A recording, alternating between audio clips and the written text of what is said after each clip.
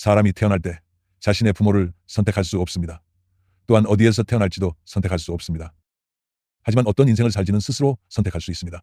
이것은 선택할 수 있는 부분입니다.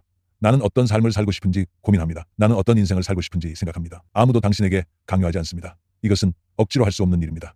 범죄의 길을 선택하고 싶은지, 밝은 길을 선택하고 싶은지 선택할 수 있습니다. 더 건강하고 영향력 있는 삶을 원한다면 진지하고 성실하게 남의 동정이나 도움을 바라지 않고 스스로 노력하며 자신의 능력을 건강하게 발휘할 수 하므로 심지어 당신은 다른 사람이 삶을 살아가도록 도울 수도 있습니다.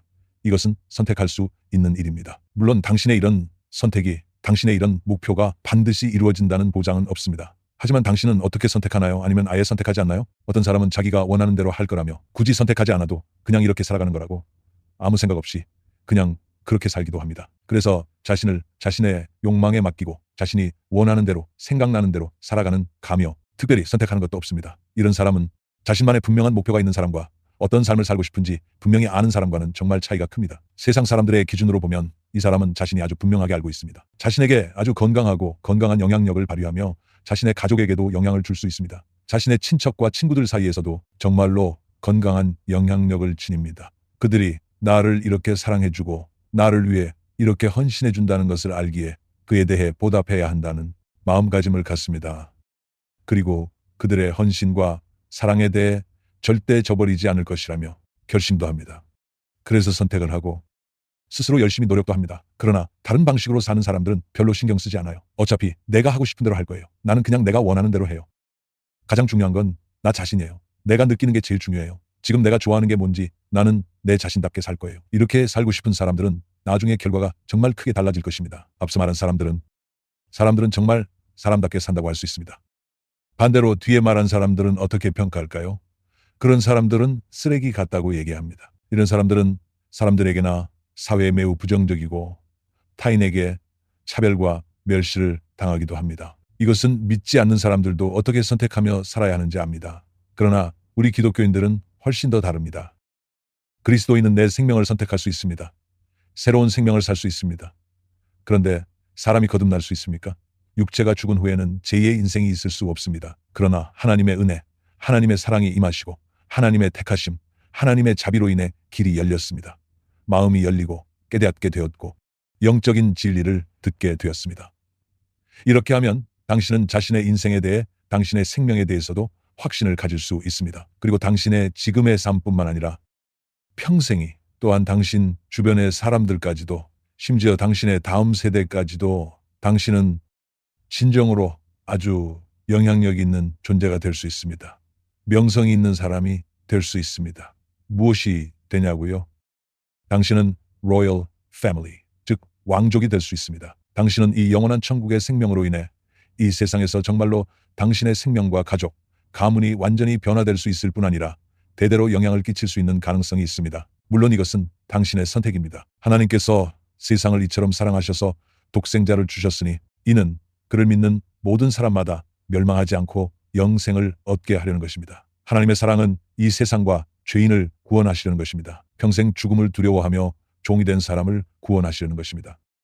평생 사탄의 노예로 살아가는 그의 종이 되어 그의 꼭두각시가 되어 살아가는 사람들을 그분의 자비로우시고 사랑하시며 구원하심으로 그를 어둠과 타락한 권세에서 벗어나게 하셔서 하나님의 자녀로 삼으시려는 것입니다. 그리고 세상을 이기는 하나님 나라의 생명으로 그를 영광스럽게 하십니다. 이런 축복과 영광스러운 은혜가 당신 앞에 놓여 있고 당신에게 듣게 하십니다. 그리고 계시와 감동을 주시고 가르치심으로 하나님의 은혜와 자비를 깊이 생각하게 하시며 시간을 주십니다. 하지만 선택은 당신의 몫입니다.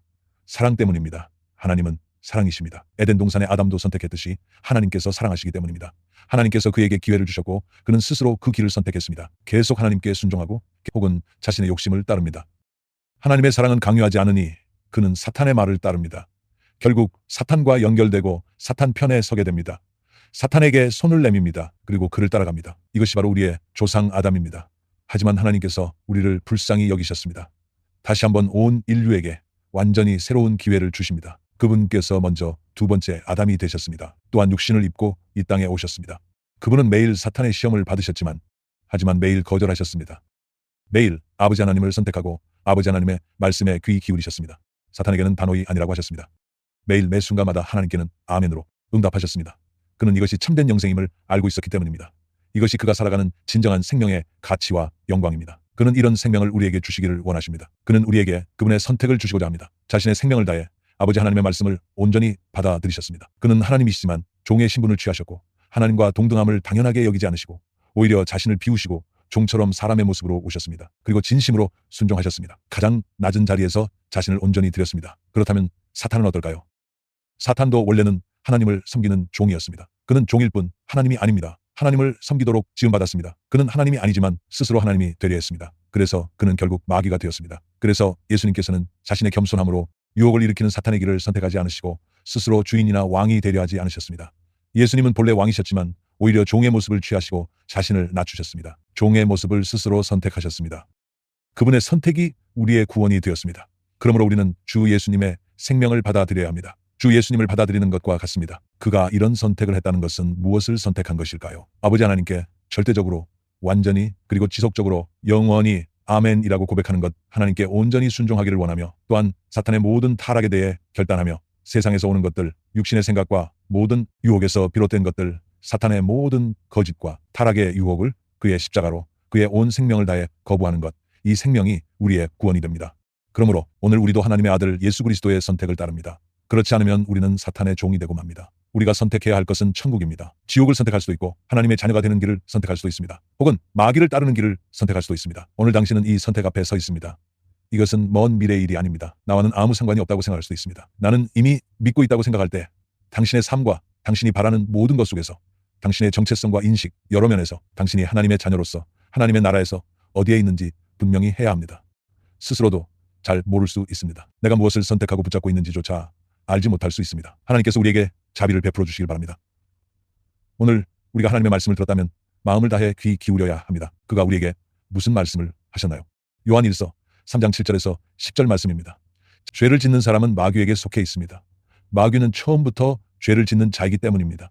하나님의 아들이 나타나신 목적은 마귀의 일을 멸하시려는 것입니다. 하나님에게서 난 사람은 누구나 죄를 짓지 않습니다. 하나님의 씨가 그 사람 속에 있기 때문입니다. 그는 죄를 지을 수 없습니다. 그가 하나님에게서 났기 때문입니다. 하나님의 자녀와 마귀의 자녀가 여기에서 환히 드러납니다. 곧 의를 행하지 않는 사람과 자기 의롭게 행하지 않는 사람은, 자기 형제 자매를 사랑하지 않는 사람은, 형제를 사랑하지 않는 사람은 누구나 하나님에게서 난 사람이 아닙니다. 아멘. 하나님께서 성도 요한을 통해 말씀하십니다. 오늘 이 순간 하나님은 내가 마주한 어려움을 모두 알고 계십니다. 하나님은 내가 지금 어디에 서 있는지 아십니다. 내가 겪고 있는 영적 싸움도 아십니다. 내가 어떤 상태에 있는지도 아십니다. 하나님이 우리를 사랑하십니다. 직접적으로 말씀하고 있습니다. 자녀들아, 아무도 너희를 미혹하지 못하게 하라. 의를 행하는 자는 그의 의로우심과 같이 의롭고 그리스도이니 하나님의 자녀가 어디에서 살아가고 있습니까? 만약 내가 그리스도 안에서 하나님의 자녀로 하나님을 믿는 사람이므로 이미 이 세상을 떠나 더 이상 육신을 가지고 있지 않다고 생각해 봅시다. 그러면 하늘 나라에 있는 우리는 이 세상의 도전과 시험, 유혹의 영향 아래 있지 않으므로 이러한 말씀으로 경계시킬 필요가 없습니다. 그러나 많은 사람들은 어떻습니까? 스스로 확인하고 스스로 인정하며 스스로 위로합니다. 자신이 믿음이라 생각하는 것, 자신이 하나님을 믿는다고 여기는 것, 자신이 생각하는 하나님의 약속과 축복이라는 종교의 울타리 안에서 믿습니다. 하나님은 사랑이심으로 우리의 연약함을 잘 아셔서 하나님께서 세상을 사랑하신 것 아니겠습니까? 하나님께서 당신의 독생자를 우리에게 주셔서 그를 믿는 사람은 멸망하지 않고 오히려 영생을 얻는다는 것을 어쨌든 나는 믿고 있습니다 라고 말합니다. 믿음으로 의롭게 되는 것이 기독교의 교리라고 생각하기 때문에 하나님의 축복을 받으며 하나님의 사랑의 울타리 안에서 스스로 괜찮다고 생각합니다. 어쨌든 나는 복음을 듣지 못한 이방인들과 달리 복음을 들었습니다. 그리고 정상적인 매주 일요일 교회에 가고 매일 말씀을 들으며 묵상 생활을 함으로 나름 괜찮다고 생각합니다. 하지만 당신 마음속에서 이 말씀을 들을 때 진심으로 확신을 가지고 정말 너무 감사합니다라며 반응하나요? 네, 나뿐만 아니라 이 시대의 모든 사람들도 이 말씀을 통해 하나님의 구원과 사랑을 확인해야 합니다. 그리고 나는 정말로 의롭게 살아가고 있는지 마음속 깊은 곳을 건드리나요? 나는 정말 하나님 앞에서 담대하고 두려움이 없는가? 나는 하나님과 함께 서 있는가? 나는 하나님의 나라의 관점에서 이 세상을 바라보고 있는가? 이런 적이 있나요? 만약 그렇지 않다면 오늘 이 말씀을 새롭게 거듭나는 기회로 삼으시기를 바랍니다. 이 신앙을 새롭게 이해하기를 바랍니다. 자녀들아, 아무도 너희를 미혹하지 못하게 하라.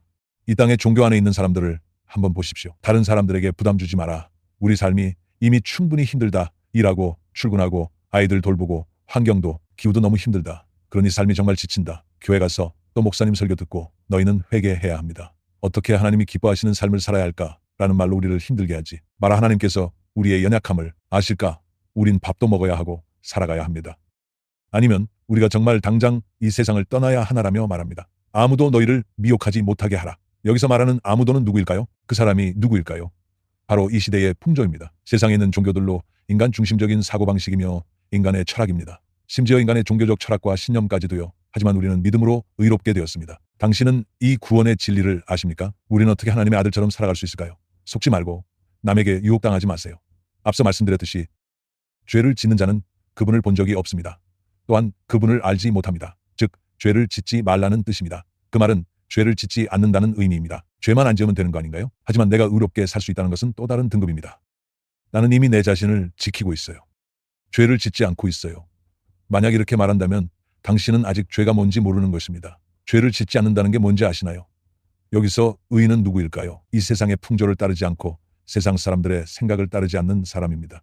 이방인들은 자기 자신과 자녀를 걱정함으로 불안과 스트레스를 받으며 무엇을 먹고 마시며 무엇을 입을지, 나는 지금 어떠하며 앞으로 우리에게 무슨 일이 일어날 것인가, 미래의 우리 아이들에게 무슨 일이 일어날 것인가 걱정하는 이 세상 사람은 대부분 이렇습니다. 그들의 뿌리는 이 세상에 있고 그들의 아버지가 마귀이기 때문입니다. 마귀에 대해 주님은 다음과 같이 가르쳤습니다. 이방인처럼 살지 마라. 그들처럼 구하지 말라. 그의 나라와 그의 의를 구하라. 왜냐하면 너희는 하나님의 자녀이기 때문입니다.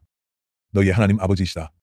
계속 이렇게 말했습니다. 당신의 아버지, 이것은 우리가 믿음으로 의롭다 하심을 받았다. 우리는 하나님의 자녀이다라며 그냥 입으로만 하는 말이 아닙니다. 이 신분이 무엇인지 아나요? 이건 단순한 지식이 아닙니다. 신분은 생명과 직결되어 있습니다. 하지만 오늘날 많은 사람들이 이 신분을 그냥 지식으로만 생각합니다. 나는 그리스도인이고 하나님의 자녀입니다. 그래서 이것 자체가 사람들을 미혹하게 만듭니다. 주님께서는 어떻게 가르치셨나요? 너희는 하나님의 나라와 의를 구하라. 이 세상 사람들은 세상에 속해 있는데 마귀에 속한 자들이 이렇게 구할 수 있을까요? 그렇게 구하면 이상한 것입니다. 구할 수 없습니다. 왜냐하면 당신의 신분과 생명은 이미 확정되어 있기 때문입니다. 당신은 하나님께 구원받았습니다. 하나님께서 우리를 어둠의 권세에서 건져내셔서 하나님의 사랑하는 아들의 나라로 옮기셨습니다. 우리는 이미 하나님의 사랑하는 아들, 곧 하나님 아들의 나라 안에 있다는 것을 아주 분명히 알고 있어야 합니다. 그래서 이 위치에서 자신의 신분과 생명을, 그리고 당신은 당연히 하는 것입니다. 하나님의 나라와 하나님의 의를 구해야 합니다.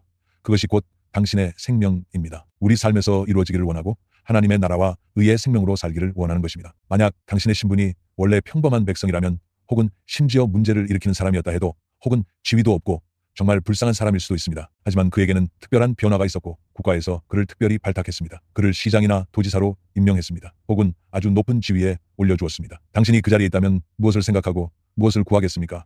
무엇을 하시겠습니까? 아주 분명합니다. 다른 사람들이 알아보고 인정하게 됩니다. 단순히 집에서 책상에 앉아서 나는 시장이고 이 지역의 지도자입니다. 그래서 나는 무엇을 생각해야 하고 나는 무엇을 말해야 할까라며 단지 책상에 앉아서 이렇게 연구하고 저렇게 생각하고 그런 식으로 사고하는 것이 아닙니다. 내가 그 자리에 앉아 있을 때 나는 말하고 행동하고 드러내야 합니다. 이건 학문이 아닙니다. 이건 지식도 아닙니다. 그럼 우리 그리스도인들도 성경의 원리만 가지고 지식에만 머무는 그리스도인일 뿐이라면 이 사회에 나가서 세상 사람들과 똑같아집니다. 사상도 똑같고 생각도 같아지고 행동도 같고 말도 같아집니다. 이것은 정말로 속이는 것이고 사탄에 속한 것입니다. 사실 매우 안타깝습니다. 자신도 알지 못합니다. 우리가 의로운 삶을 살 때 그래야 천국에 합당하고 참된 그리스도인의 생명인 것입니다. 창세기 6장 9절 노아에 대해 말씀하고 있습니다. 노아의 역사는 이러하다. 노아는 그 당대에 의롭고 흠이 없는 사람이었습니다. 노아는 하나님과 동행하는 사람이었습니다. 노아는 셈과 함과 야벳 이렇게 세 아들을 두었습니다. 말하자면 노아는 아담 이후 우리의 또 다른 믿음의 조상이라고 할 수 있습니다. 우리 모두는 노아의 후손입니다. 노아가 어떻게 살았는지 보십시오. 그는 당시 사람들과 완전히 달랐습니다. 노아는 그 시대에 완전히 남달랐던 사람이었습니다. 그 시대 사람들 눈에는 그는 미친 사람처럼 보였습니다. 그는 세상과 어울려 살고 싶지 않은 사람이었습니다. 그는 일부러 고난을 자초하는 사람이었습니다. 그 당시 환경이 너무나 악했기 때문입니다. 사람들은 하루 종일 죄만 생각하고 타락하고 어두운 삶을 그대로 따랐습니다. 권력의 지배와 통제, 육신의 정욕과 안목의 정욕과 이생의 자랑, 모두가 그런 방식으로 살아갔습니다. 그것이 당시에는 아주 당연한 일이었습니다. 마치 에덴 동산과 같이 그렇게 좋은 환경에서는 힘들게 살 필요가 없었습니다. 사람이 죽지 않고 물질이 풍족해서 모두가 누릴 수 있었습니다. 모두가 복을 누린다, 복을 누린다, 복을 누린다고 말하며 아픈 사람이 없으므로 병원에 갈 필요도 없고 모두가 힘이 넘치는 사람처럼 원하는 대로 할 수 있었습니다. 건강, 풍요, 장수까지 원하는 건 다 있었습니다. 어쩌면 그들에게는 아예 장수라는 개념조차 없었습니다. 사람이 죽지 않기 때문에 이 세상이 정말로 좋다고 생각했습니다. 하지만 이 세상은 곧 멸망할 것입니다. 산으로 올라가라. 너와 내 가족을 위해 방주를 지어라. 노아의 가족들은 그 세상 사람들과 같은 삶의 방식을 선택하지 않고 떠났습니다. 그는 하나님의 말씀을 선택했습니다. 그는 하나님의 나라에서 사는 삶을 선택했습니다. 그는 하나님의 말씀에 따라 살아가고 하나님의 뜻을 위해 자신의 생명을 바쳤습니다. 하나님의 뜻이 그를 통해 이루어져야 했습니다. 그뿐만 아니라 그의 세 아들도 온 가족 8명이 모두 함께 헌신했습니다. 타락하고 죄악된 이 세상을 함께 떠났습니다. 세상의 풍습을 따르지 않고 살았습니다. 그는 하나님을 믿었습니다. 그는 하나님의 말씀을 들었습니다. 그리고 온전히 순종했습니다. 결말은 무엇이었을까요? 굶어 죽었나요? 아니요. 심지어 그들을 괴롭히기도 했습니다. 그들은 아무런 영향을 받지 않는다. 노아의 의미는 무엇일까? 하나님의 말씀을 듣고 하나님의 나라를 구하고 하나님의 의를 구하는 것입니다. 하나님의 의를 구한다는 것은 곧 하나님의 말씀을 따르는 것입니다. 나로 하여금 믿게 하시고 나로 하여금 순종하게 하시며 나로 하여금 이 세상 떠나게 하십니다. 이 세상에 살아가는 방식을 떠나는 것입니다. 하나님의 말씀대로 살아가는 것이 바로 순종입니다. 노아에게 있어서 그는 무엇을 선택한 것일까요? 그것은 바로 십자가입니다. 무엇을 선택한 것인가요? 죽음을 선택한 것과 같습니다. 그는 사람이 멸망할 수 있다는 사실을 받아들였고 사람들이 죽는다는 것을 받아들였습니다. 그래서 이것은 어쩌면 모험일 수도 있습니다. 남들에게 괴롭힘을 당할 수도 있습니다. 심지어 남들에게 공격당할 위험도 있습니다. 그들과 완전히 다르기 때문입니다. 오늘도 우리가 여기서 이렇게 말합니다. 자녀된 여러분, 아무에게도 미혹을 당하지 마십시오. 의를 행하는 사람은 하나님이 의로우신 것과 같이 의롭습니다. 여기서 의를 행하는 사람은 노아처럼 살아가는 그 생명입니다. 주 예수님 역시 이 땅에서 진정한 이질적인 존재셨습니다. 세상 사람들과 죄인들과는 완전히 다르셨습니다. 그분은 하나님이시며 하나님의 아들이십니다. 하지만 십자가를 선택하셨습니다. 우리는 주님의 십자가를 선택한 적이 있습니까? 세상 사람들은 이해하지 못하고 외면합니다. 세상 사람들이 조롱하는 것이 바로 이 십자가입니다. 이것이 주님의 생명입니다. 우리가 지금 의롭게 살아갈 수 있을까요? 우리가 의인의 삶을 살아갈 수 있을까요? 저는 노아보다 훨씬 쉽다고 생각합니다. 이 도전은 노아만큼 크지 않습니다. 노아 같은 사람은 정말 본 적이 없습니다. 그들 외에는 이렇게 하나님께 순종한 사람이 또 있을까요? 산꼭대기에 집을 지은 사람이 있을까요? 우리처럼 누구의 격려와 지지를 받지 못했습니다. 우리에게는 이처럼 많은 증인들이 구름처럼 우리를 둘러싸고 있습니다. 교회는 2000년의 역사 가운데 주님의 생명이 수많은 사람들 안에 참되고 확실한 증거가 있습니다. 우리는 정말 많은 천국의 증거들을 가지고 있습니다. 우리는 수많은 하나님의 백성들의 진정한 그의 교회를 볼 수 있습니다. 그들은 천국을 드러냅니다. 그들은 참된 의의 생명을 나타냅니다. 의롭게 행하는 하나님의 자녀의 증거입니다. 그래서 우리는 진정으로 주님의 생명과 연결되어 있지 않고 진정으로 의롭게 행하지 않으며 진심으로 그의 나라와 그의 의를 구하지 않는다면 그 의미가 무엇일까요? 어떻게 해야 의인으로 인정받을 수 있을까요? 당신이 만약 어둠의 권세 아래 있다면 그것은 이 세상의 풍습 안에 있는 것입니다. 세상 사람들과 같은 생각과 같은 것을 추구하고 자신의 육신을 따르고 자신만을 생각하는 것, 스스로 긴장하고 압박을 느끼는 것, 이것은 당신이 아직 진정으로 거듭나지 않았다는 것이고 아직 진정으로 구원받았다는 증거가 없는 것입니다. 이것은 사실입니다. 이것은 의롭게 사는 생명이 아닙니다. 의롭게 사는 생명은 분명해야 합니다. 이것은 바로 그 신분입니다. 죄인이 의롭게 살 수 있을까요? 불가능합니다. 오직 하나님의 아들만이 육신 안에서 아무리 경건하고 노력해도 구약의 유대인들처럼 율법 아래 있던 하나님의 백성처럼 하나님의 나라와 그 승리를 알지 못합니다. 이 하나님의 의, 이 천국의 생명이 아직 임하지 않았다는 뜻입니다. 진정으로 의를 행하신 하나님의 아들만이 이 믿음으로 의롭다함을 얻는다는 의미는 우리가 이 의의 생명을 살아갈 수 있다는 뜻입니다. 그렇다면 당신은 진정으로 거듭난 사람입니다. 당신은 진짜 의를 행하는 사람입니다. 당신이 의인이라는 증거는 무엇입니까? 다시 한번 말씀드리지만 우리의 신분을 확인하는 것입니다. 우리는 더 이상 이 세상에 속한 사람이 아닙니다. 우리는 더 이상 세상 사람들의 생각대로 살지 않고 이 시대의 풍조를 따라 사는 것이 아닙니다. 에베소서를 통해 우리는 이 점을 아주 분명히 알고 있습니다. 사람들은 공중 권세 잡은 자의 영에 순종함으로 불순종의 자녀가 되는 것입니다. 육체의 욕구대로 살아가는 것이죠. 즉 자신의 육체적 욕망을 따르는 것입니다. 아직도 세상 사람들의 삶의 방식에 머물러 있다는 뜻입니다. 아직 삶의 자리를 옮기지 않은 것입니다. 많은 그리스도인들이 이 말을 좋아합니다. 나는 아직 가는 중이니 당신도 그 길 위에 있습니다. 이 길이 어떤 길인지 아시나요? 이 세상이 가는 길입니다.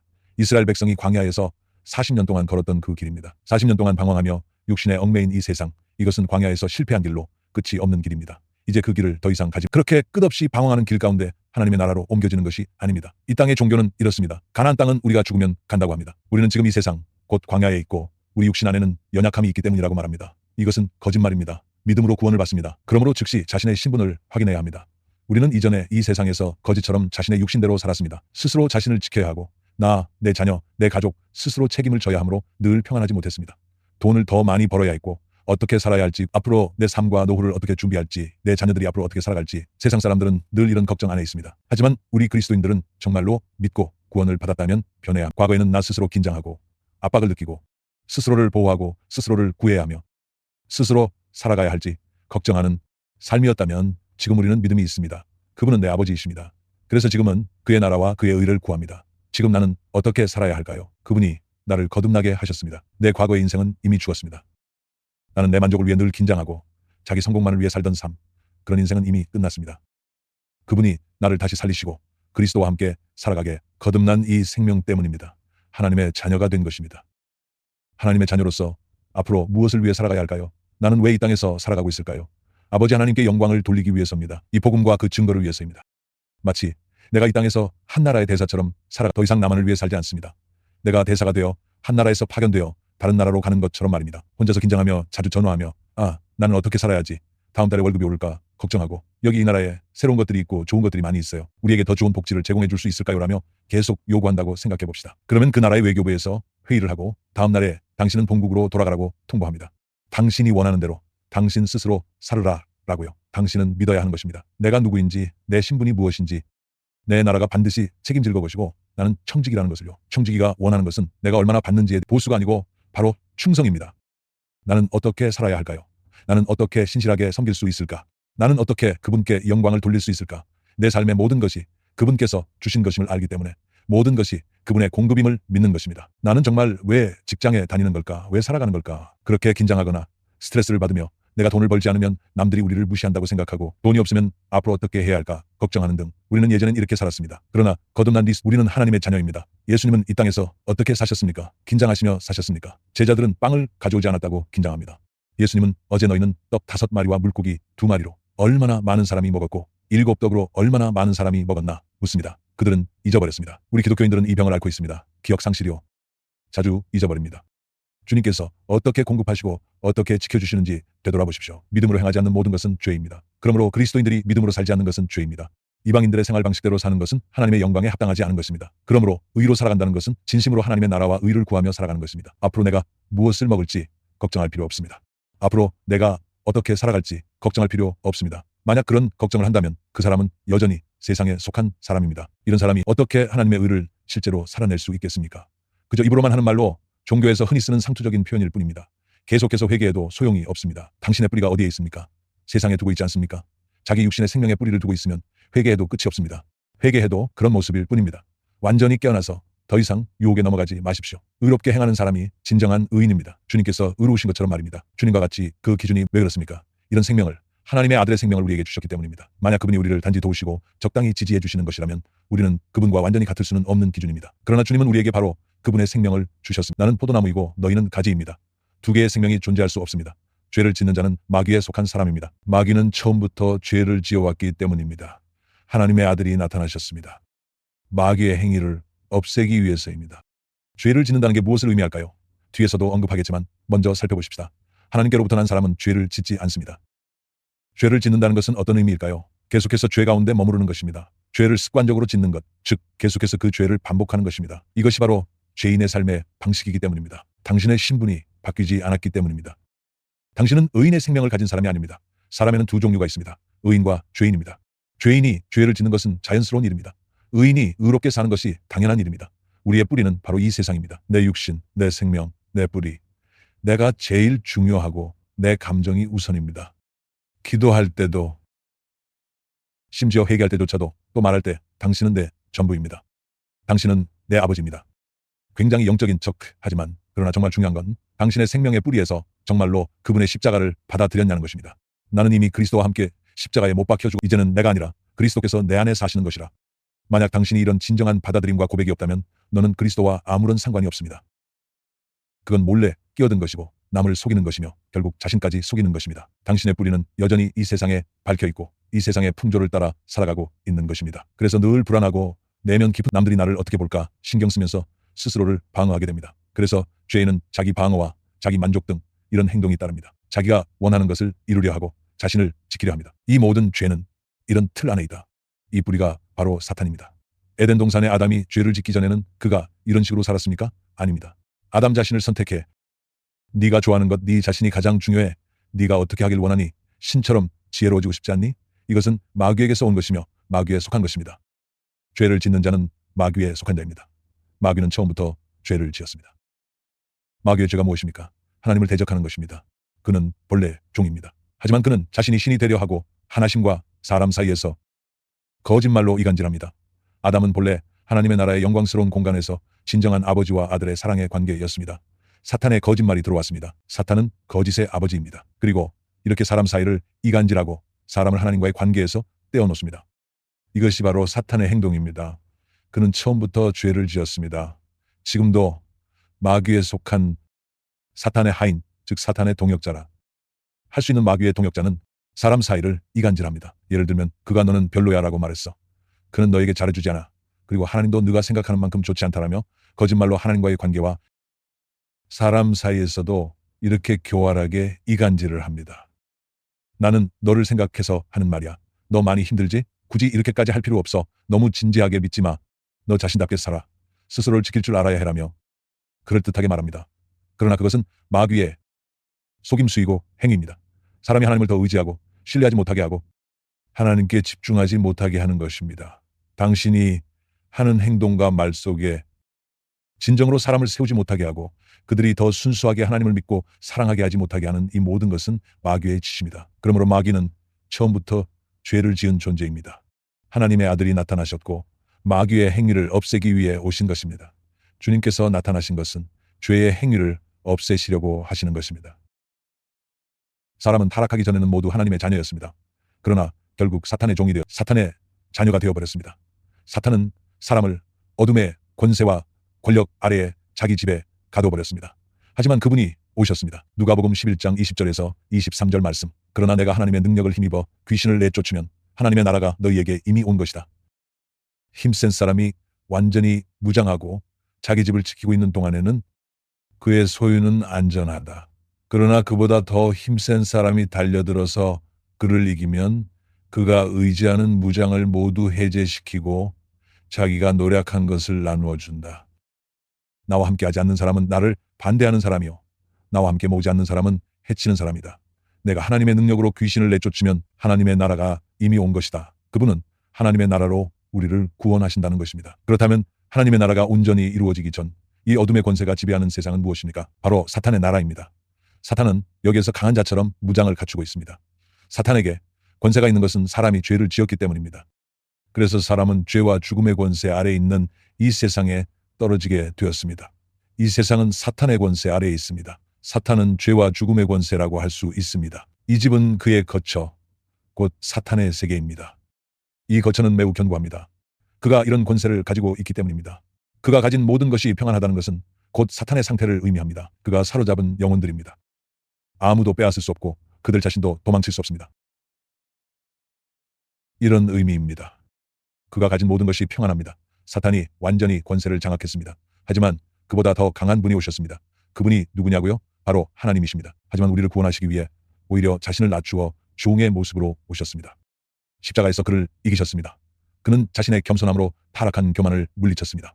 그가 의지하던 갑옷과 무기를 빼앗아 버렸습니다. 그가 왜 이런 권세를 갖게 되었습니까? 갑옷이란 무엇을 의미합니까? 죄와 죽음이 실제로 그 권세를 가지고 있는 것입니다. 보십시오. 사탄이 의지하는 것들, 주님은 그것들을 모두 이기셨습니다. 그리고 그의 전리품을 나누어 주었습니다. 이게 무슨 의미일까요? 우리가 그의 포로가 됐다는 뜻으로 그가 우리를 그곳에서 구해내어 건져내셨다는 것입니다. 그러니 나와 함께하지 않는 자는 우리는 즉시 그분을 따라가야 하는 것입니다. 그분과 함께 서야 하는 것입니다. 그와 함께 어디에 있어야 할까요? 나와 하나 되지 않는 자는 곧 내적 당신은 구원받았으나 여전히 그곳 사탄의 나라에 머물러 있다면 나와 함께 모으지 않는 자는 해치는 사람이라는 것입니다. 그래서 주님은 마귀의 일을 없앴습니다. 사탄은 권세가 없고 거짓말만 합니다. 하나님께서 사탄을 완전히 끝내신 것은 아닙니다. 주 예수님께서 그를 완전히 멸하지 않으셨습니다. 하나님께서 그에게 시간을 주셨기 때문에 하지만 그의 주된 권세인 죄와 죽음의 권세는 사라졌습니다. 그러므로 그리스도인이 하나님께 온전히 순종하고 또한 주님의 이름을 의지하면 주님의 생명으로 마귀를 물리칠 수 있습니다. 하지만 하나님께 순종하지 않고 하나님의 아들과 온전히 연합하여 아멘이라고 하지 않으면 사탄이 여전히 내게 권세를 가질 수 있습니다. 이 빛이 없기 때문입니다. 이 아들의 십자가 생명의 승리가 우리 안에 없으면 사탄은 우리 안에서 불신의 말을 하거나 믿음 없는 행동을 하거나 믿음 없는 생각을 품으면 즉시 우리 안에서 권세를 갖게 됩니다. 예를 들어 당신이 두려워하거나 불안해하고 어떻게 해야 할지 고민할 때 사탄이 즉시 나의 생각에 반응해서 내 안에서 권세를 행사할 수 있습니다. 하지만 당신이 믿음을 가지고 있다면 사탄을 대적하고 그 거짓을 거부해야 합니다. 사탄은 우리에게 아무런 권세가 없기 때문입니다. 왜냐하면 다른 나라, 다른 왕국이기 때문입니다. 즉 우리나라가 적국을 싫어하더라도 우리는 함부로 국경을 넘어 저쪽 사람들과 싸울 수 없습니다. 왜냐하면 국경이 다르기 때문입니다. 사탄도 마찬가지입니다. 우리가 하나님의 나라 안에 있기 때문에 사탄은 아무런 권세가 없습니다. 그리고 하나님의 아들은 이미 승리하셨습니다. 그분은 이 마귀의 권세를 멸하셨습니다. 하나님께로부터 난 사람은 죄를 짓지 않습니다. 하나님의 말씀이 그의 마음에 있기 때문입니다. 그는 죄를 지을 수 없습니다. 하나님께로부터 난 자, 하나님께로부터 난다는 의미가 바로 이것입니다. 앞에서 계속 말한 것처럼 이 신분, 이 생명을 확신해야 하는 것입니다. 확신한다는 것은 무엇을 의미할까요? 이 생명으로 살아간다면 죄를 짓지 않는다는 것입니다. 이게 무슨 뜻일까요? 더 이상 죄 가운데 머물지 않는다는 뜻입니다. 죄가 더 이상 당신의 습관이 되지 않는 것입니다. 당신은 과거에는 그랬습니다. 내 사상, 내 생각이 가장 중요했습니다. 그러나 이제 내 마음속의 생각에 사로잡히지 않아야 합니다. 왜냐하면 내 안에 있는 생명이 달라졌기 때문입니다. 하나님의 말씀, 그 말씀이 곧 그의 생명입니다. 그분이 직접 우리 마음에 계십니다. 우리의 본성, 우리 안에 생명이 변화되었습니다. 베드로후서 1장 3절에서 4절을 함께 보자. 하나님께서는 우리가 그를 알므로 말미암아 생명과 경건에 이르게 하는 모든 것을 그의 권능으로 우리에게 주셨습니다. 하나님은 우리를 부르셔서 그의 영광과 덕을 누리게 해주신 분이십니다. 그는 이 영광과 덕으로 귀중하고 아주 위대한 약속들을 우리에게 주셨습니다. 그것은 이 약속들로 말미암아 여러분이 세상에서 정욕 때문에 부패하는 사람이 되는 것이 아니라 하나님의 성품에 참여하는 사람이 되게 하시려는 것입니다. 말하자면 하나님의 본성은 곧 하나님의 아들의 생명입니다. 우리는 그분의 생명을 소유하게 된 것입니다. 우리는 매일 그분의 생명의 가르침을 받을 수 있습니다. 포도나무와 가지처럼 가지가 계속해서 생명의 진액을 받아들입니다. 이것이 바로 본성입니다. 그리스도의 생명을 통해 우리는 그분을 알 수 있습니다. 우리는 이 생명을 점점 더 깊이 깨닫게 됩니다. 그래서 이것은 매우 귀하고 큰 약속입니다. 우리가 세상과 욕심에서 비롯된 타락에서 벗어날 수 있게 해주셨습니다. 우리도 한때는 이랬습니다. 세상에서 비롯된 타락입니다. 세상에 만연한 이런 생각입니다. 현세의 풍조와 자기중심적인 타락한 생각입니다. 이런 가치관은 세상에서 온 것으로 타락한 것입니다. 내가 어떻게 살아남고 어떻게 살아가야 하는지, 내 체면은 어떤지, 내가 어떻게 성장할지, 이런 타락은 세상에서 비롯된 것입니다. 이것이 욕심이며 이런 것들에서 벗어나는 것이 옛 생명을 떠나는 것입니다. 그리고 하나님의 성품을 나누어 받게 됩니다. 포도나무는 자신의 생명을 끊임없이 가지들에게 나눠줍니다. 아버지 하나님께서 자신의 아들을 우리에게 주셨습니다. 그러므로 하나님께로부터 난 사람은 죄를 짓지 않습니다. 하나님의 말씀이 그들 마음에 있기 때문입니다. 그는 죄를 지을 수 없습니다. 이 생명 때문에 죄를 지을 수 없는 것입니다. 더 이상 스스로 죄를 붙잡으려 하지 않고 매우 어색하게 느껴집니다. 예를 들어 제가 어렸을 때를 생각해보면 청소년 시절에 그때 유행과 같은 노래들이 있었는데 나중에 제가 예수님을 믿고 난 뒤에는 그 노래들을 부를 수가 없었습니다. 정말로 부를 수가 없었어요. 이 어색함 때문에 죄를 지을 수 없게 된 것입니다. 바로 그런 의미로 매우 어색하게 느껴진다는 뜻입니다. 정말 자연스럽지 않습니다. 물론 한번 실수를 할 수 있습니다. 그러나 곧바로 깨닫고 회개합니다. 왜냐하면 나의 생명은 그 옛 생명이 아니기 때문입니다. 나는 그걸 좋아하는 사람이 아니고 그런 사람이 아니며 이건 나와는 상관없는 일이므로 주님께 용서를 빕니다. 그러니까 죄를 짓지 않는다는 건 내가 붙잡고 있다는 뜻으로 주님을 꼭 붙들고 있다는 그런 의미입니다. 왜냐하면 바로 이 하나님의 아들의 생명이기 때문입니다. 그래서 내 안에서 정하게 됩니다. 나는 하나님께로부터 난 존재이기 때문입니다. 다시 한번 말하지만 당신의 신분을 기억하십시오. 당신이 있는 위치는 아버지 하나님과 함께 있는 자리라는 것입니다. 하늘에 있는 하나님의 나라의 자리입니다. 그러나 여러분은 택하심을 받은 족속이요 오직 너희만이 선택받은 족속. 우리가 이 땅에서 살아가는 이유는 무엇입니까? 우리를 어둠에서 빛으로 인도하신 분의 아름다움을 드러내기 위함입니다. 이것이 우리가 이 땅에서 살아가는 목적입니다. 왕같은 제사장, 선택받은 족속입니다. 거룩한 나라로서 세상과 섞이지 말라는 것입니다. 이 점이 분명하지 않다면, 아직도 세상적인 근심과 압박이 남아있다면 당신은 하나님 앞에서 진심으로 깊이 회개해야 합니다. 완전히 돌이키고 깨달아야 합니다. 자신의 죄를 깊이 미워해야 합니다. 이런 두려운 상태를 끝없이 계속 울기만 하는 것을 회개하고 깨달았는데 얼마 지나지 않아 또다시 울게 됩니다. 압박감이 크다. 정말 크다. 너무 불쌍하다 하며 자주 사탄에게 괴롭힘을 당하고 흔들립니다. 사탄이 비웃습니다. 정말 안타깝습니다. 이렇게 살아서는 안 됩니다. 이제부터 누가 하나님의 자녀인지 드러납니다. 누가 마귀의 자녀인지도 알 수 있습니다. 더 설명할 필요도 없이 아주 분명합니다. 의를 행하지 않는 사람은 하나님께 속하지 않은 것이며 이 점에는 전혀 애매함이 없습니다. 내 육신 안에 이 복음이 분명하지 않다면 그것 자체가 큰 압박이 됩니다. 그 중간 지점의 길 위에서 그 과정의 기회조차 사라집니다. 이것은 사탄의 거짓말입니다. 당신은 그 길에서 얼마나 머물 예정입니까? 이 광야에서의 40년 같은 시간, 결국 쓰러져 죽게 되는 그런 안타까움입니다. 당신은 이런 속임에 머물러서는 안 됩니다. 의를 행하지 않는 사람은 하나님께 속하지 않습니다. 형제를 사랑하지 않는 것도 마찬가지입니다. 보세요. 바로 의와 사랑입니다. 공의와 사랑입니다. 서로 잘 어울리지 않는 것처럼 보일 수도 있습니다. 의로움과 사랑이 꼭 필요합니다. 사랑은 많은 죄를 덮어줍니다. 이런 말이 있습니다. 하지만 당신은 그 의미를 제대로 이해하지 못합니다. 의와 사랑은 떼려야 뗄 수 없습니다. 하나님의 공의와 거룩하고 의로운 사랑이 없다면 그것은 타락한 것이며 진정한 사랑이 아닙니다. 하나님께로부터 온 것이 아닙니다. 참된 그리스도의 십자가와 같은 자신을 희생하는 사랑이 없다면 지식에만 의로움이 있다면 그것은 무엇일까요? 그것은 위선적인 바리새인의 의입니다. 하지만 그분이 우리에게 주신 공의와 거룩함은 천국의 생명에서 나오는 사랑입니다. 하나님의 아들, 그분이 곧 의로움이자 사랑입니다. 그분은 십자가에서 의와 사랑을 완전히 하나로 이루셨습니다. 완전히 이루셨습니다. 우리의 구원이 되셨습니다. 그래서 우리는 분명히 말합니다. 우리는 의롭게 살아야 합니다. 그렇지 않으면 하나님께 속한 자가 아니며 형제를 사랑하지 않는 것도 마찬가지입니다. 그렇다면 하나님께 속하지 않은 것입니다. 다시 말해 내 육신의 생명으로는 감당할 수 있는 방법이 없습니다. 하지만 하나님의 아들은 나보다 뛰어나십니다. 그분은 내가 나 자신을 사랑하는 것보다 더 나는 그분께 항복합니다. 나는 그분께 온전히 순종합니다. 주님이 나를 구원하셨고 사랑해 주셨습니다. 내 안에서 그분의 생명으로 살아가야 합니다. 그분의 의와 사랑이 드러나야 합니다. 그분의 생명으로 의롭게 살아가야 합니다. 그분의 생명으로 내가 육신으로는 사랑할 수 없는 사람을 사랑해야 합니다. 이것이 천국의 생명이자 하나님의 자녀의 생명입니다. 이것이 우리의 구원입니다. 우리는 반드시 확신해야 합니다. 흐릿하게 해서는 안 되며 계속해서 속임수에 빠져서는 안 됩니다. 기만 속에서 더 이상 애매하게 예이면 예이요 아니오이면 아니오인 것입니다. 의는 의이고 불의는 불의입니다. 생명과 죽음, 사랑과 미움, 이와 사랑, 그리고 그리스도의 생명은 분리될 수 없습니다. 우리 마음대로 나는 그리스도의 이 부분만 좋아한다고 선택하고 지금은 그리스도의 다른 부분은 받아들일 수 없다고 선택할 수 없습니다. 이런 도리는 없습니다. 그분이 전부를 다 주시든지 아니면 전부를 줄 수 없는 것입니다. 우리는 그분을 나눠서 받아들일 수 없습니다. 그분의 생명은 온전하며 그분이 바로 우리의 구원이십니다. 할렐루야. 우리 함께 기도합시다.